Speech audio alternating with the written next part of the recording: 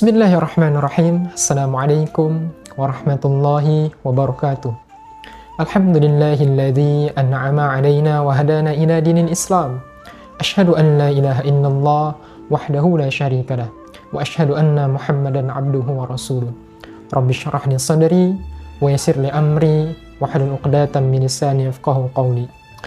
Segenap teman-teman yang saya hormati, siapapun yang menyaksikan video ini, semoga akan bermanfaat bagi teman-teman yang menyaksikan, baik dalam penyelesaian perguruan tingginya ataupun tugas yang lainnya.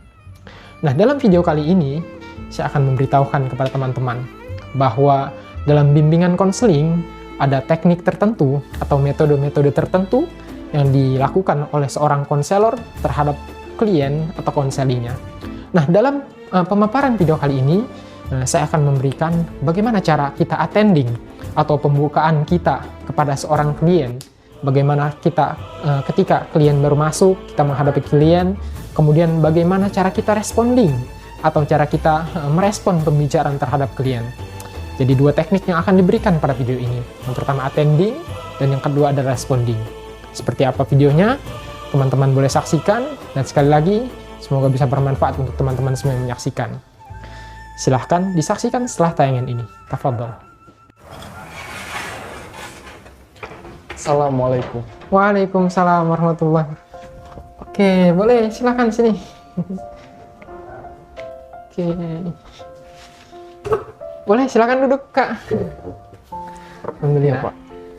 Gimana? Udah nyaman belum duduknya?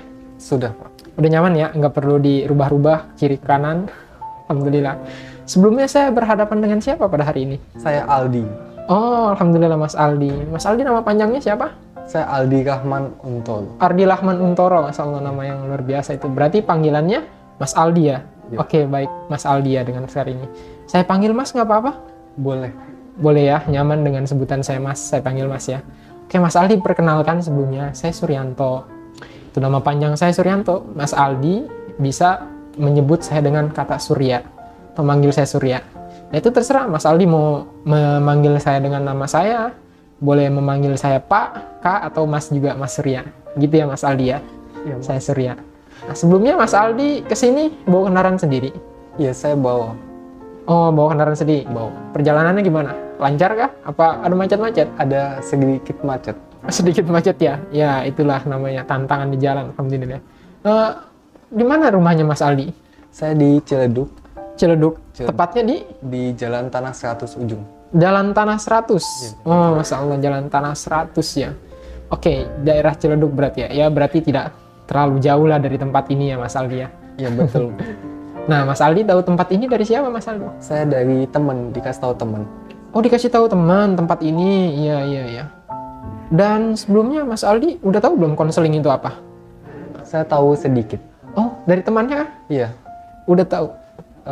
Katanya curhat, mengeluarkan unek-unek, seperti itu. Oh, curhat, mengeluarkan unek-unek. Oke, baik. Iya, betul Mas Aldi, alhamdulillah baik. Kalau kita lihat dari segi bicaranya, konseling itu memang seperti curhat, mengeluarkan unek-unek gitu ya. Tapi secara tepatnya, konseling itu proses pemberian bantuan nih. Pemberian bantuan dari konselor saya nih, saya kepada konseli Mas Aldi. Nah, adapun pemberian bantuan di sini, itu kita memecahkannya atau menyelesaikannya secara bersama. Gitu Mas Aldi. Jadi kita di sini akan bekerja sama nanti. Bagaimana cara memecahkan atau menyelesaikan problematika yang ada pada kehidupan Mas Aldi gitu ya. Oke, di situ Mas Aldi. Dan selanjutnya Mas Aldi sudah diberi pemahaman tentang konselor. Nah, insya Allah di pertemuan kali ini kita akan bertemu atau berjumpa selama sekitar 30 sampai dengan 45 menit. Adapun nanti kalau misalkan masalah kita ini masih belum terselesaikan, kita bisa, Mas Aldi bisa datang dan kita bisa saling bertemu di pertemuan yang selanjutnya. Nah, tidak sampai di situ Mas Aldi. Nah, informasi konseling yang biasa saya sampaikan. Nah, biasanya konseling itu pun yang saya sampaikan itu ada beberapa asas. Salah satunya itu ada asas kerahasiaan, asas kesukarelaan, dan asas keterbukaan Mas Aldi. Nah, yang dimaksud dengan asas kerahasiaan ini, bahwa segala yang dibicarakan oleh Mas Aldi, apapun yang sifatnya rahasia yang disampaikan kepada seorang konselor, maka di situ akan dijamin kerahasiaannya. Oh bener nih Pak, dijamin. Sangat dijamin. Karena ketika kita menjadi seorang konselor, itu pun butuh sertifikasi. Salah satunya dengan kuliah di bidang konseling terlebih dahulu. Nah, maka seorang konselor itu harus menguasai bidang itu. Salah satunya bidang merahasiakan segala masalah dari konselinya atau dari kliennya, dari Mas Aldi nih sebagai klien. Kemudian yang selanjutnya itu ada asas kesukarelaan Mas Aldi. Yang dimaksud kesukarelaan, kira-kira Mas Aldi di sini dipaksa nggak tadi sama temannya? Enggak, saya datang sendiri. Datang sendiri, alhamdulillah. Nah, dari kesukarelaan itu seorang klien seperti Mas Aldi benar sukarela datang kepada seorang konselor untuk meminta bantuan konselor tersebut. Itu yang disebut dengan asas kesukarelaan. Nah, kemudian asas keterbukaan adalah korelasi dari yang lainnya tadi. Mas Aldi sudah mengeluarkan semuanya, sudah sukarela datang ke sini, maka Mas Aldi di sini harus terbuka. Untuk menjamin kerjasama kita dengan baik, Mas Aldi harus terbuka, membuka unek-uneknya, memberikan masalahnya kepada seorang konselor. Kurang lebih seperti itu informasi tentang konseling yang saya sampaikan pada hari ini. Sebelumnya ada pertanyaan dari Mas Aldi? Ada, saya ingin bertanya, kalau misalnya Mas sudah tidak bekerja lagi di sini, itu rahasia saya bagaimana? Oke, baik. Pertanyaan yang bagus. Ketika saya tidak bekerja di sini, rahasia Mas Aldi gimana? Nah, perlu diketahui ya Mas Aldi, bahwa seorang konselor itu, dia itu ilmunya untuk dirinya, bukan untuk perusahaannya. Jadi ketika dia sudah tidak bekerja di perusahaan tersebut, maka ilmunya itu tetap ada pada dirinya. Bukan berarti ketika, contohlah kita ambil seorang guru matematika, dia mengajar di salah satu sekolah. Tapi kalau dia pindah sekolah, apakah pemahaman matematikanya akan luntur, akan hilang gitu? Tidak akan.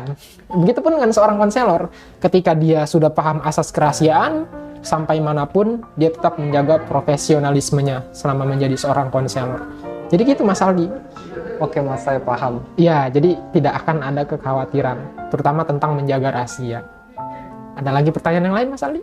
Ada Mas, kan saya baru pertama kali ketemu Mas.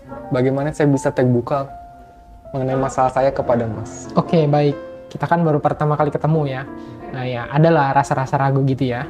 Nah Mas Aldi, oleh karena itu, Mas Aldi kan sudah komitmen tadi untuk ada rasa keterbukaan ketika sampai di sini. Nah, tak sampai di situ. Kita juga nanti memberikan waktu pada klien. Sampai mana dia bicara nanti, kita akan berikan waktu di situ agar dia bisa terbuka. Begitupun dengan Mas Aldi nanti, kita akan berikan kebebasan ketika bercerita tentang seputar masalahnya. Gitu Mas Aldi. Jadi Mas Aldi bisa terbuka kan pada hari ini? Bisa, saya usahakan. Alhamdulillah bisa. Oke, berarti kita bisa lanjut ya ke sesi selanjutnya Mas Aldi? Bisa. Oke, alhamdulillah. Ada yang mau dibagi atau ada yang mau diceritakan pada saya hari ini Mas Aldi? Ada Mas. Oke, baik, silahkan. Saya bingung dan juga kecewa. Apa yang membuat Mas Aldi bingung dan kecewa hari ini? Saya lulus SMK tahun ini Mas. Ya, lalu? Saya ingin setelah lulus SMK, yaitu saya ingin bekerja untuk mendapatkan penghasilan sendiri, untuk bisa membeli barang sendiri, dan untuk bisa menggapai impian saya sendiri. Tapi orang tua saya tidak setuju. Orang tua saya menginginkan saya untuk lanjut kuliah. Padahal saya sudah menyatakan keinginan saya seperti ini, tetapi orang tua saya tetap tidak setuju. Oke, baik.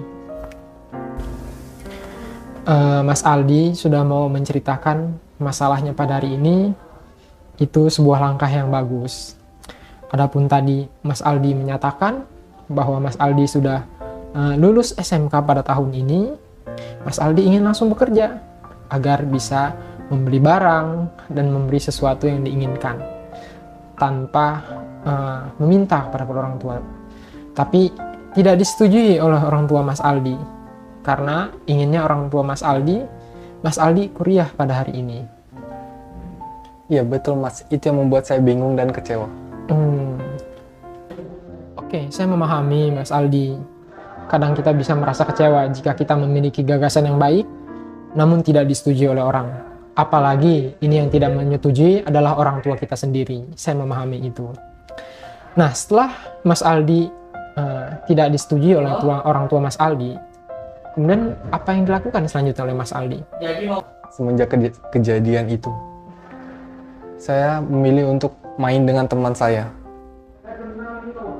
untuk menghilangkan kekecewaan.